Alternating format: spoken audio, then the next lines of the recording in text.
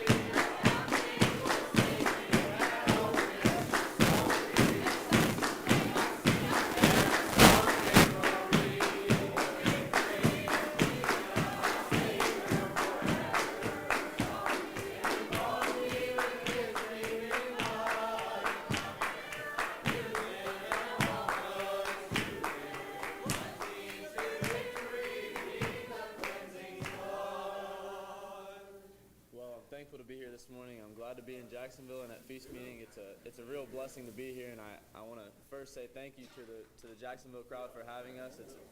It's a blessing to gather here, and I appreciate their efforts and everyone's efforts that are here this morning. I know that the Lord will bless us this weekend, and I've been reading, and I talked a little bit last week at home about grief and how we deal with that, and how the difference in dealing with that as a sanctified person is, and as someone who doesn't know God. And I went, a few days ago, and I read a little bit in the book of Job. And if you want to read about someone who had to deal with some grief, he was one of the best examples. And so I'm going to read some of that in the first two chapters, and I've been thinking a lot about it over the last 2 days. So I'm just going to start in the first chapter in the first verse, and it says, "There was a man in the land of Uz whose name was Job, and that man was perfect and upright, and one that feared God and eschewed evil. And there were born unto him 7 sons and 3 daughters. His substance was also 7,000 sheep, and 3,000 camels, and 500 yoke of oxen, and 500 she-asses, and a very great household, so that this man was the greatest of all the men of the East." And so starts off by giving his credentials and showing how great of a man he was, and how he standards, he pretty much had everything going on. You know, he had land, and he had oxen and camels, and he had a great big family, and basically from the world's perspective, he had everything that a man or woman could ask for, and he seemed to have it going on. And then so it goes on, and he for the sake, I'm not going to try to read all of it, but he went and had a feast with his sons and daughters and called them all, and so they were eating and drinking. And basically it goes on to say, in the 6th verse it says, Now there was a day when the sons of God came to present themselves before the Lord, and Satan came also among them. And the Lord said unto Satan, Whence comest thou? Then Satan answered the Lord and said, From going to and fro in the earth, and from walking up and down in it. And the Lord said unto Satan, Hast thou considered my servant Job, that there is none like him in the earth, a perfect and upright man, one that feareth God and escheweth evil? Then Satan answered the Lord and said, Doth Job fear God for naught? Hast not thou made an hedge about him, and about his house, and about all that he hath on every side? Thou hast blessed the work of his hands, and his substance is increased in the land. But put forth thine hand now, and touch all that he hath, and he will curse thee to thy face." And for one, I was interested in reading this because I don't know exactly, but I don't know many other places where there's a direct dialogue with God and Satan. I don't know if there are any others, but not to my knowledge or that I know of. But this part kind of struck me, because sometimes I feel like describing Job that God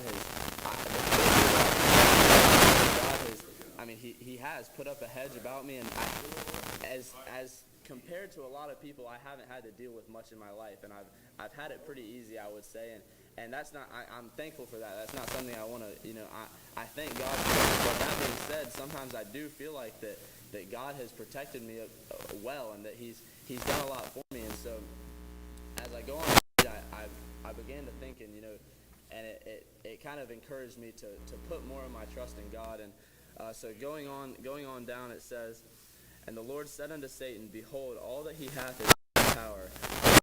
Himself put not forth thine hand. So Satan went forth from the presence of the Lord. And there was a day when his sons and his daughters were eating and drinking wine in their eldest brother's house. And there came a messenger unto Job, and said, The oxen were plowing, and the asses feeding beside them. And the Sabeans fell upon them, and took them away. Yea, they have slain the servants with the edge of the sword, and I only am escaped alone to tell thee. While he was yet speaking, there came another, and said, The fire of God is fallen from heaven, and hath burned up the sheep and servants, and consumed them. And I only am escaped alone to tell thee. While he was yet speaking, there came also another, that said, The Chaldeans made out 3 bands, and fell upon the camels, and have carried them away, yea, and slain the servants with the edge of the sword. And I only am escaped alone to tell thee. And while he was yet speaking, there came also another that said, Thy sons and daughters were eating and drinking wine in their eldest brother's house. And behold, there came a great wind from the wilderness, and smote the four corners of the house, and it fell upon the young men, and they are dead, and I only am escaped alone to tell thee. And it says, Then Job arose and rent his mantle, and shaved his head, and fell down upon the ground and worshipped, and said, Naked came I out of my mother's womb, and naked shall I return thither. The Lord gave, and the Lord hath taken away. Blessed be the name of the Lord. And in all this Job sinned not, nor charged God foolishly. And so I read that, and I really got to thinking, and I thought about this a lot over the last couple of days, is that, and I know you all know this, but that and it goes on, I'm not going to read the rest of it, but then Satan goes on, and the Lord says that he can do as he wishes to Job, but just not to kill him, and so he makes him sick and does all. But the point of this is that in all this, Job sinned not and charged God foolishly. And so the way that he presented himself in this situation, and that throughout all of this, and like I said, I was thinking about that grief is not withheld from people that are serving God, and bad things still happen to people that are sanctified. Someone talked about that at home the other night, and that we're not exempt from the bad things of life, or from storms to come in our life, but God is able to take us through that. And I don't think any one of us today would be able to go through the situation that Job did without God. And I got to thinking about how I sure hope, and maybe it will, but I don't know that God is going to come through and allow Satan to do all this in my life that he did to Job, but something is going to happen in each and every one of our lives that's going to make us kind of sit back and question where we are with God. And I think, I don't know if it's happened, it's happened in small ways to me, but I don't know if that big thing has happened in my life yet. But I think that that's something that we all need to know, is that there will be a time in our life when maybe God lets Satan have his course a little bit and lets him tempt us, and we have to be ready to see that and to know that, and to yet still serve God, because I think it's something I've been thinking about, that the things that God has for us are so much greater than anything the devil has for us. And it's been talked about a lot lately that it may not be the things that we think we need, or that we think are best for us, but yet God still has a plan for us, and something that's going to benefit us in our lives. And just one more verse, and I read this at home the other week, but I wanted to read it again. It's in 2 Timothy, the 4th chapter. And it says, the 7th verse, it says, I have fought a good fight, I have finished my course, I have kept the faith. Henceforth there is laid up for me a crown of righteousness, which the Lord, the righteous judge, shall give me at that day, and not to me only, but unto all of them also that love his appearing. And so I read that that 7th verse, it kind of speaks to you and to the person. I fought a good fight. And that's an encouragement to me, because that's something that I want to be able to say when I get to the end of my life. But then it goes on, and it says, and not to me only, but to all them also that love his appearing. So it's open to anyone today, and it's not we preach that you are required to live a life free from sin, and that's not something that God wavers on, and that's the way it is, and that's the way the Bible says it. But that being said, it's open for anyone, and that life is available for anyone that wants to live it. It's not an exclusive thing, or it's not required to be wealthy, or to be any type of certain person, but it's available to whosoever will. And so I asked this morning that as we go through this service and as we go through this week, and that y'all will think about your life, and think about the way that it's going, or the way that it could be going, and how God could be guiding it. And I just ask that y'all keep that in the maybe in the back of your mind, or maybe keep it in the front, that God is required in your life, and whether you want to admit it or not, he has a way that is better than anything that you can make for yourself. So I ask that y'all think about that this morning, and I ask that y'all pray for me.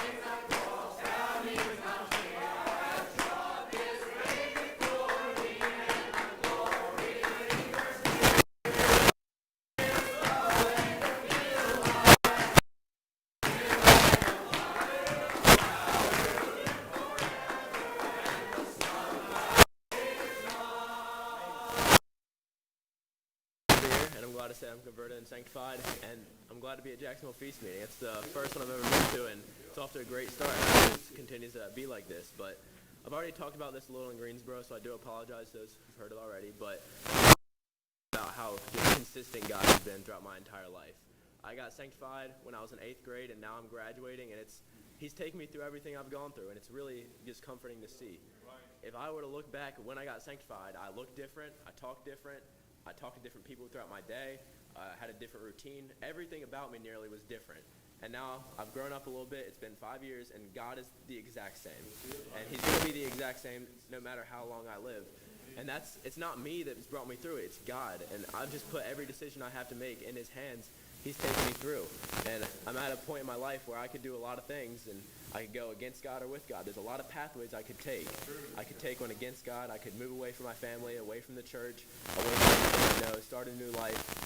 And I'm not going to do that. I'm going to put everything I have in God's hands and make the decision that I feel is best. And that's just really comforting to me that I know He's going to take me through. He's done it in the past, and He's going to continue to do so. And it takes a lot of faith. And it's not necessarily me. It's God showing Himself that I have just a little bit of faith. And that's just really what I've been Hebrews chapter 11. It's the faith chapter. A lot of people, it's pretty popular scripture, but it's popular for a reason. It says, "Now faith is the substance of things hoped for, the evidence of things not seen. For by it the elders obtained a good report. Through faith we understand that the worlds were framed by the word of God, so that things which are seen were not made of things which do appear." And it's that first one right there. Faith is the substance of things hoped for, the evidence of things not seen. And it's right there, the evidence.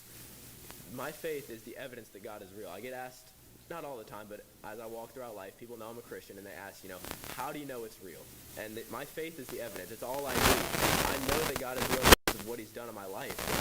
All the things He's done for me and what He's taken me through, it's really astounding. I'm an extremely old person. I haven't gone through a whole lot of trials, but I've gone through some things that God has taken me through. I've lost both my grandfathers while I've been sanctified, and He has taken me through it.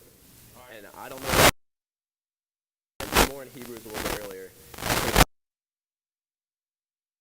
A two-edged sword, piercing the soul and spirit, and of the joints and marrow, and is a discerner of the thoughts and intents of the heart.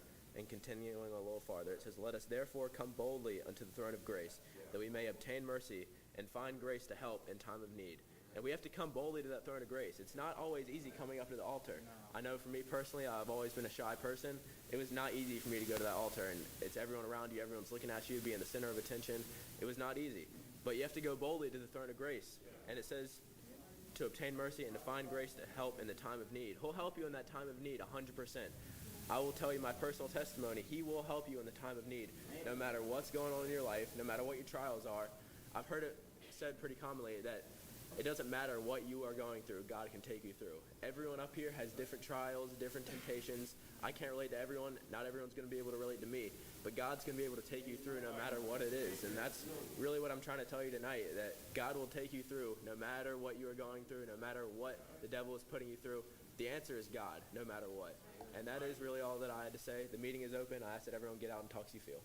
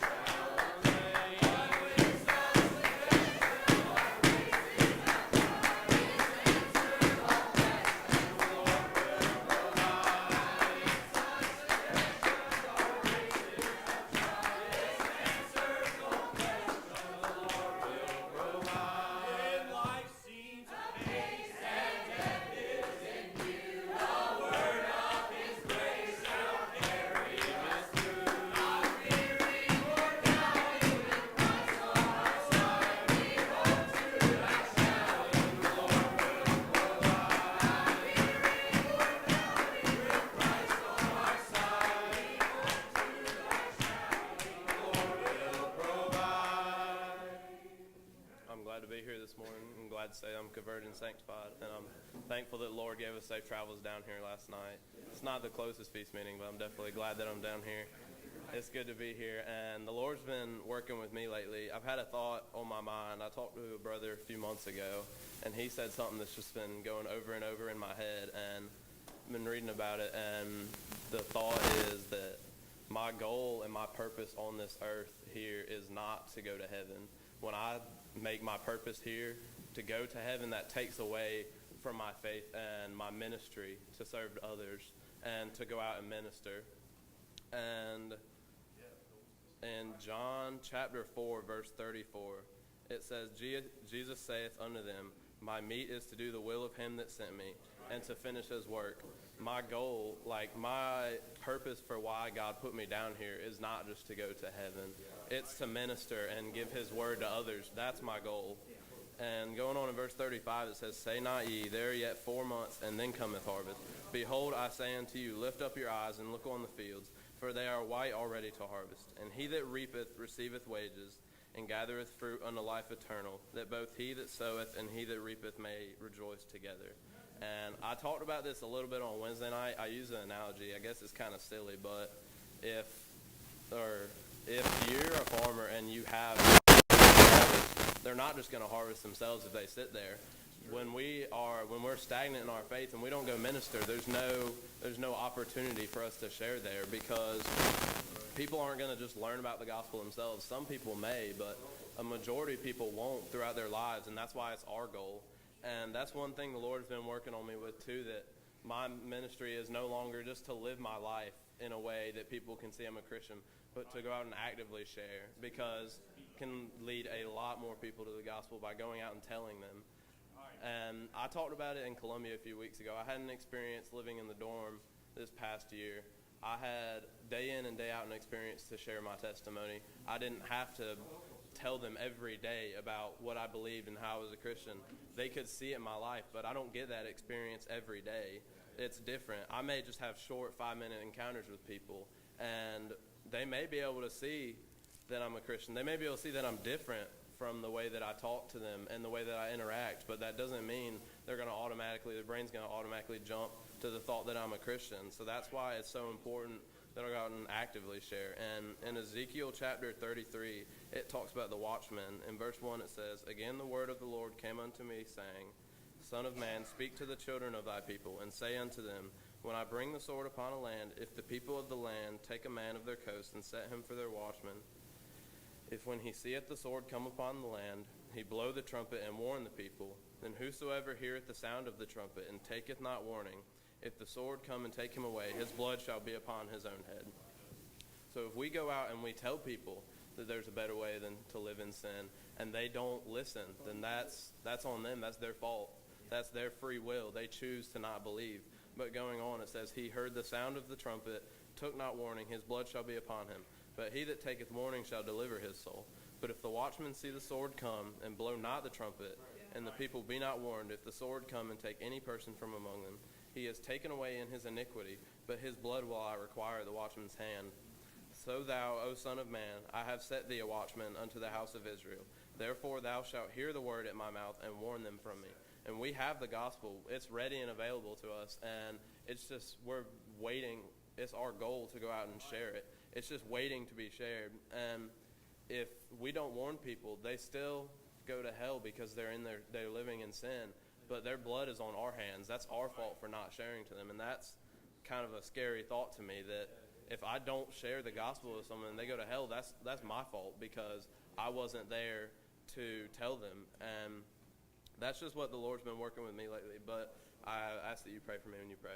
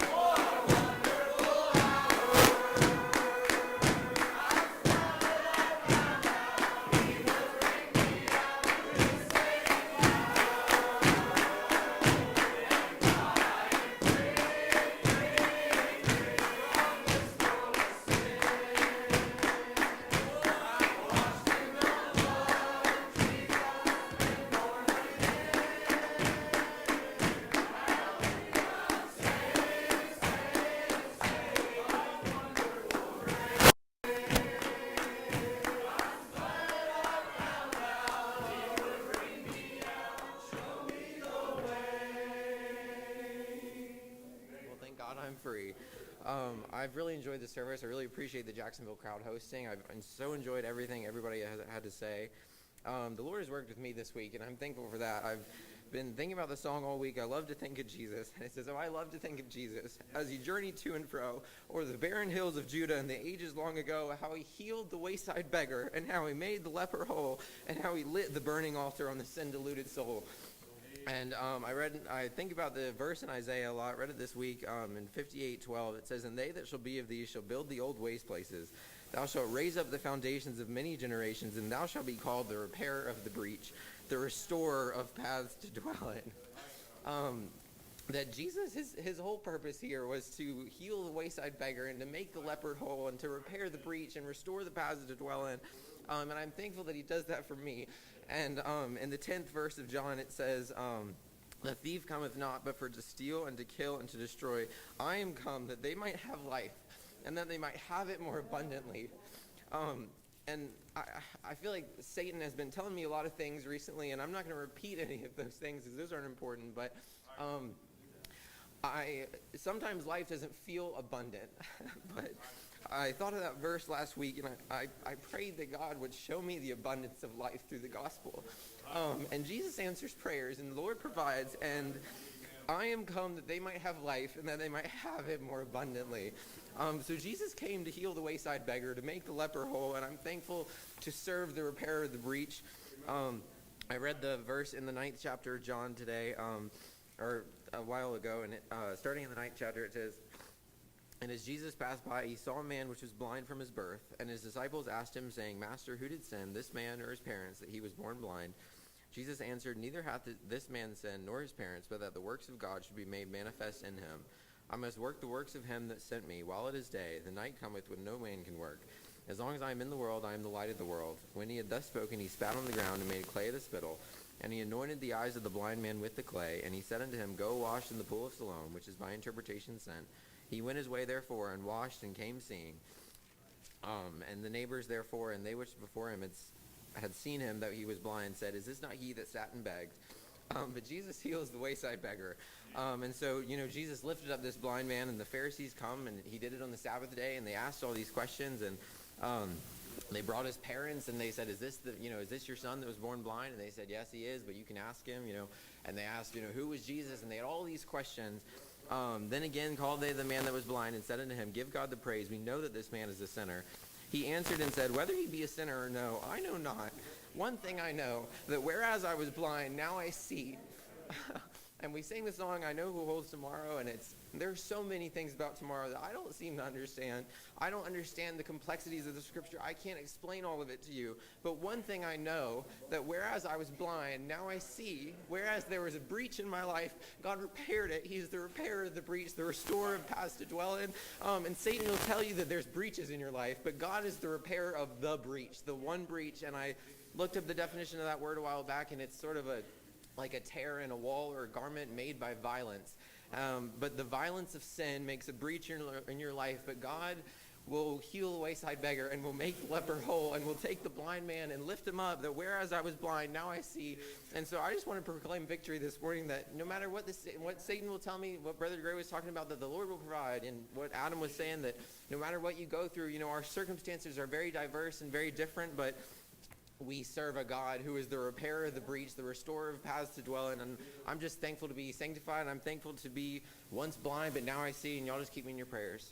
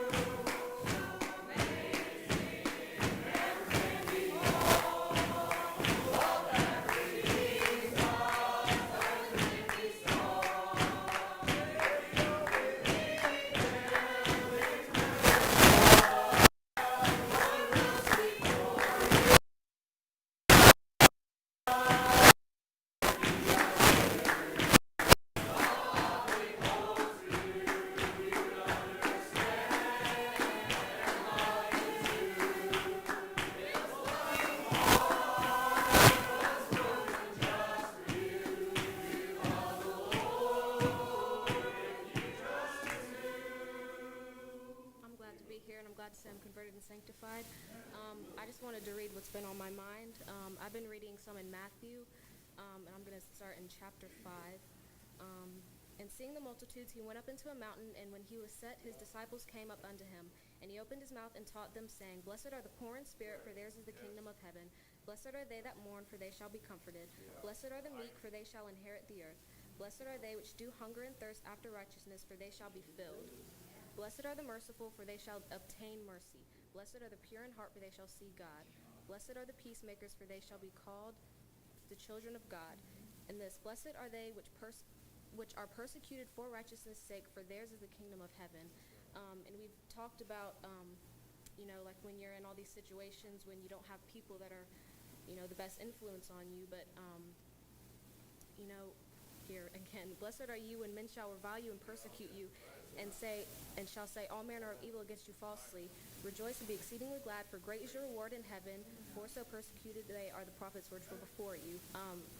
Like Caroline was saying, if we shine our light and don't hide under a bushel and preach the word and share what we believe in, we have the kingdom as our reward, and it doesn't matter what people on earth think and what they say. You have to keep your eye up to God. That's all I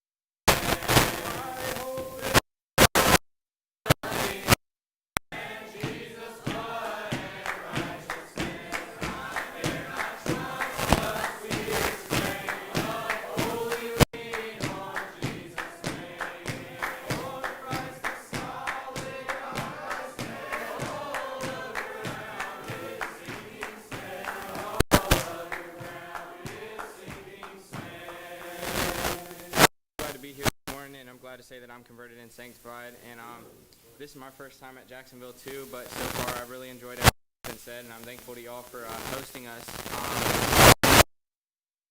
Kind of been a continuation of the thoughts I had a couple weeks ago. I was thinking about, how everything in life, it's the Lord's plan. Like, He lets what He wants to happen. And, whether it be good or bad, and, everything that happens. I've also, because of that, I've kind of been thinking about prayer, and I went to Matthew chapter 6 because it teaches us some instruction on prayer. And prayer is a gift. It's a gift from God, and I'm sorry to any trouble. I kind of read a little bit about this on Wednesday, but prayer is a gift from God that we don't need to use selfishly. And I think about that. Whenever we are going through something or whatever, we need to lean on the Lord, and we need to look to the Lord for everything, but we also have to have the faith that, He has everything in His plan, and we don't need to use prayer too much to, just for ourselves. We have to pray for others whenever we're praying. All we need is what He's going to give us. And it says over here in Matthew chapter 6, and it starts in that. After this manner, heaven, hallowed be thy name, thy kingdom come, thy will be done in earth as in heaven. Give us this day our daily bread, give us our debts, and the power and the glory forever. To be saying whenever we're praying for His kingdom, we're praying for His purpose to come. All we want is to forgive us our debts and lead us not into temptation. We want to be in a place where we're not, we're not doing evil, and we're not in such an evil place, that we just can't seem to escape. We want to be in a place where we can constantly be, promoting the Lord and uplifting the Lord. I want to pray whenever I pray. I want to pray for, Lord, give me what I need, and please bless those, and please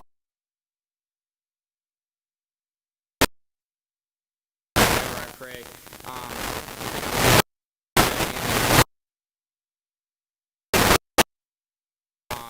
Every night, and I have my list too, but we need to be thinking about them when we pray, not just ourselves. There's so many people out there that are lost. You could just say in one fell swoop, just pray for those who are lost. There are so many out there. There's a whole world of people out there. We all have ones that are dear and near to us that we have to think about. But y'all just think about that when you pray, and y'all please remember me in your prayers.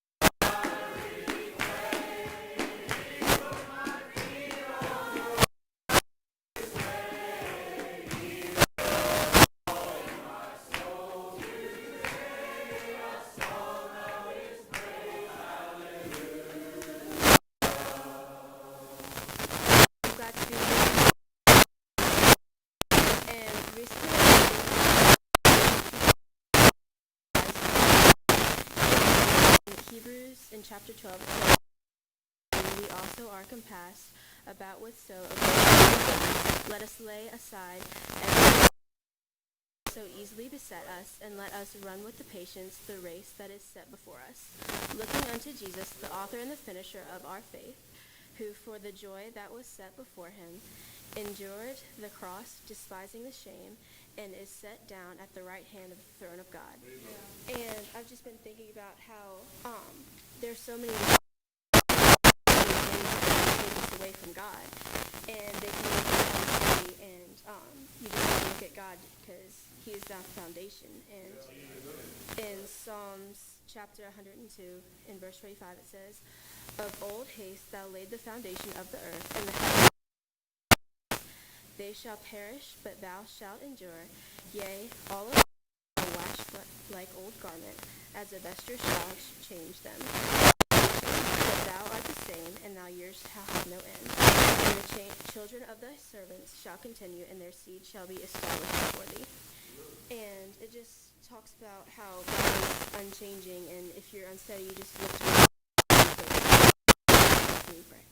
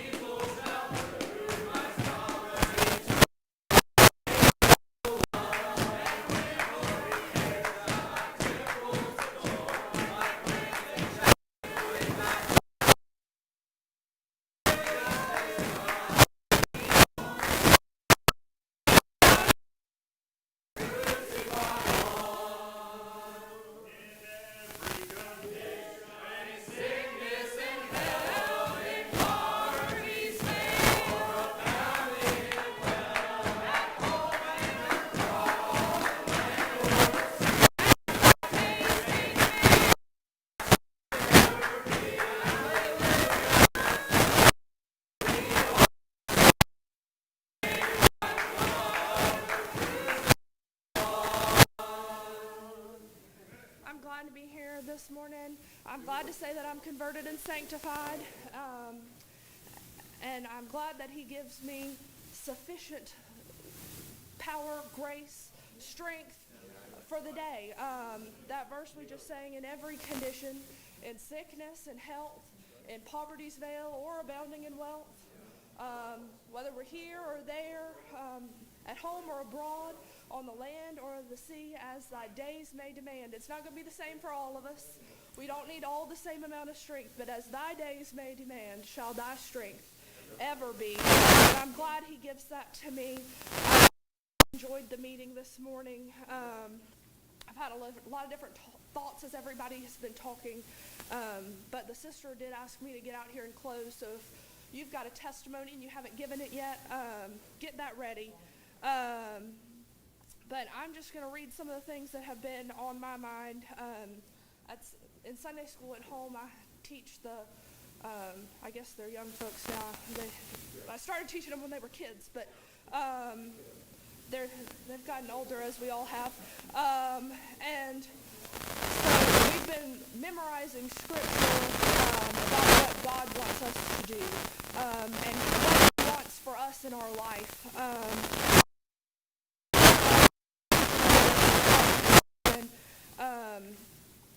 We read one of the first scriptures that we started with was the Lord's Prayer,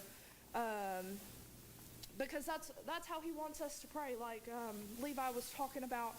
He wants us, I got really deep into this, because when you're trying to teach Sunday school, you got to get your thoughts really together, but I thought about how they start the prayer. It says, after this manner, therefore, pray ye, our Father which is in heaven, hallowed be thy name.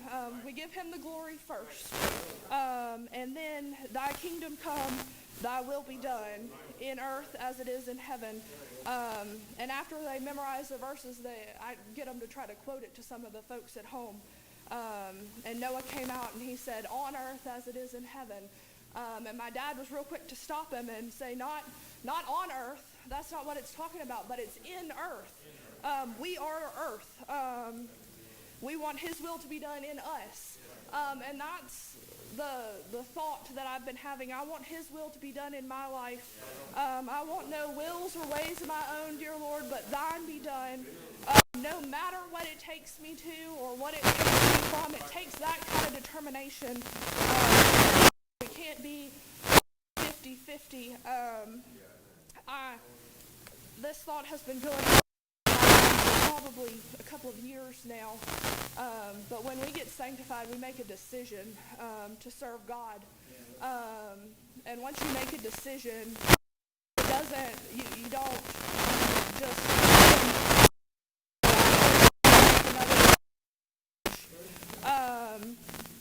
and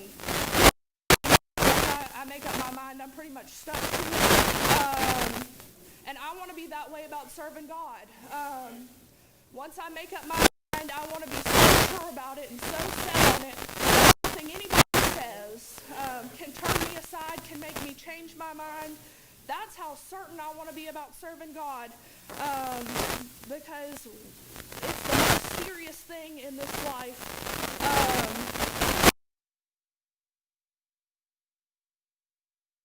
Over here in the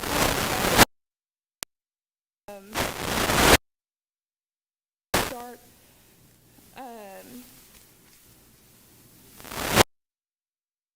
guess I'll start. Comfort ye my people, saith your God. Speak ye comfort to Jerusalem, and cry unto her that her warfare is accomplished, and that her iniquity is him double for all her sins. The voice of him that crieth into the wilderness, prepare ye the way of the Lord. Make straight in the desert a highway for our God. Every valley shall be exalted, and every mountain and hill shall be made low, and the crooked places and the rough places plain, and the glory of the Lord shall be revealed. And all flesh shall see it together, for the mouth of the Lord hath spoken it. And the voice said, cry, and he said, what shall I cry? And all flesh is as grass, and the goodliness thereof is as the flower of the field.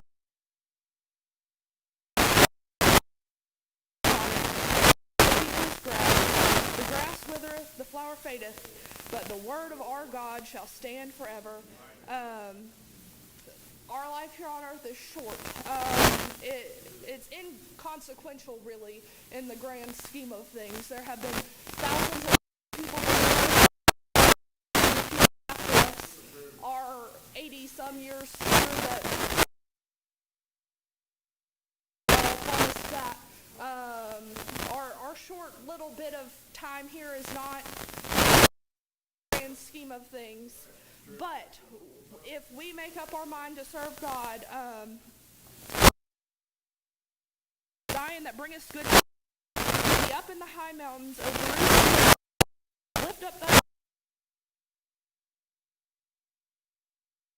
of Judah, behold your God. God will come with a strong hand, and his arm shall rule for him. Behold, he shall feed his flock like a shepherd. He shall gather the lambs with his arms and carry them in his bosom, and shall gently lead those that are with young. Who hath measured the waters in the hollow of his hand, and comprehended the dust of the earth in a measure, and weighed the mountains in scales and the hills in a balance? Who hath directed the Spirit of the Lord, or being his counselor hath taught him? With whom took he counsel, and who instructed him, and taught him in the path of judgment? If we do what he has for us, he has all of this power that he describes. And talking about the power of God, but we can show that to people and show the power of God in our life, and it makes our life, our short life here, not so inconsequential. It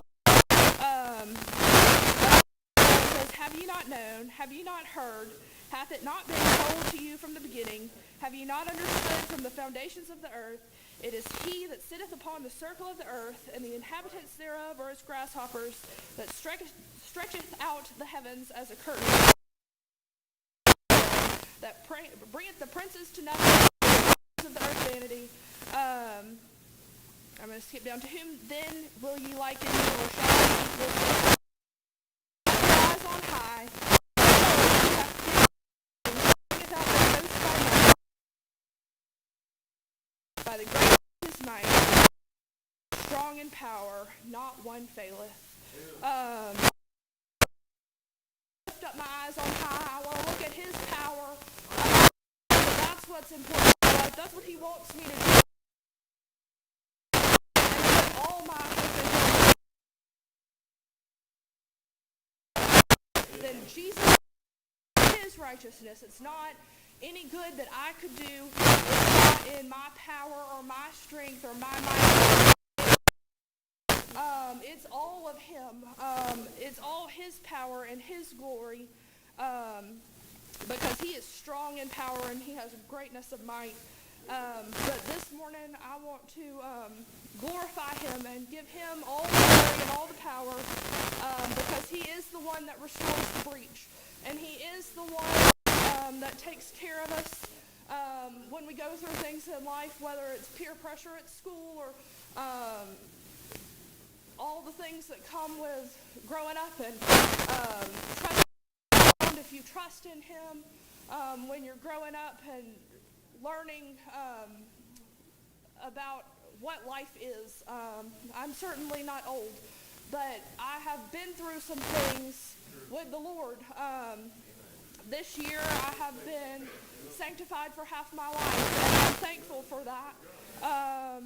And he's shown me and taught me things in those years that I never could have learned of my own power or my own volition, but he's carried me through things and done things for me. We sing another song that says, "It's so good to me." I feel like traveling on. I want to keep going.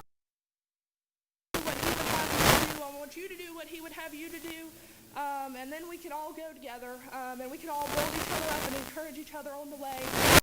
Like I said, the sister did ask me to close. Does anybody?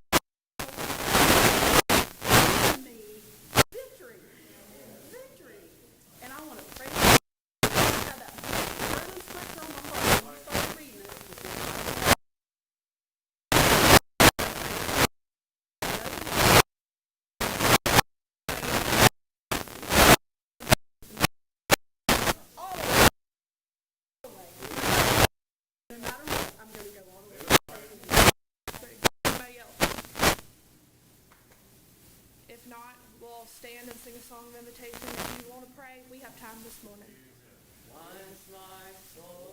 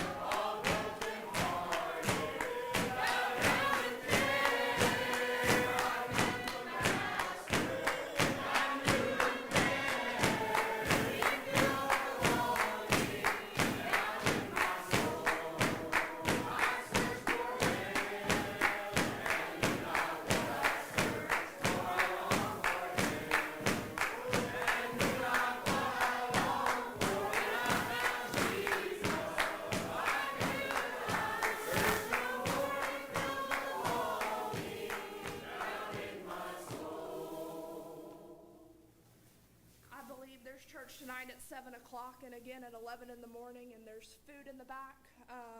We hope you're all welcome here in the house of the Lord. We'd like to see you back tonight and in the morning. But if there's nothing else, we'll look to the Lord, be dismissed, and ask the blessing. Brother Luke. Lord, thank you so much for gathering us all out here today, and just please go with the ones who are still lost and trying to seek you. And we just pray that you will go the remainder of this feast meeting, bless everyone who is still trying to make their way down here, and bless our travels back, and we'll just give you all the praise. Amen. Amen.